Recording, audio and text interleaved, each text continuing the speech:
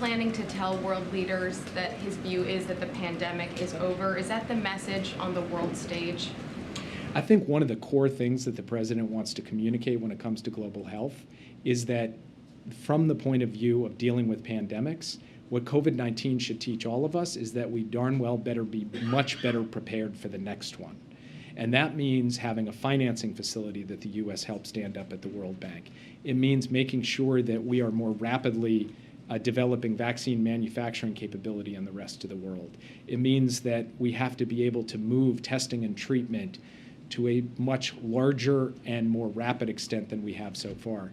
And he will talk in his speech at the UN about the need for the world to learn the fundamental lessons of COVID-19 so that we never again face a circumstance like we did over the course of the past 2 years. It sounds like that the main theme of this speech is going to be on the core principles of the international order rather than his past theme of democracies versus autocracies. Is that a shift in framing, and is that because you think that's an argument that might be more persuasive to other countries?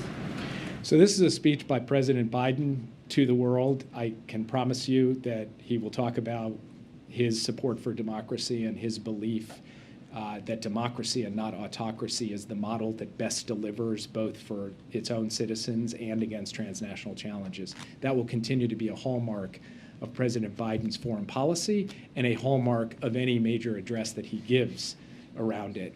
He will also say that for every country in the world, whether they're a democracy or an autocracy, they've all signed up to the principles of the UN Charter. So this is not, in our view, a shift or inconsistent with the proposition that democracy is the right system to actually deliver at the end of the day. But it is a way to speak to every country gathered in that hall, including countries who recently have come out and expressed more concern or more distancing from Russia, to say, whatever you believe on X issue or Y issue and whatever your current form of government, everyone should be prepared to stand together on the basic underlying principle of the UN Charter.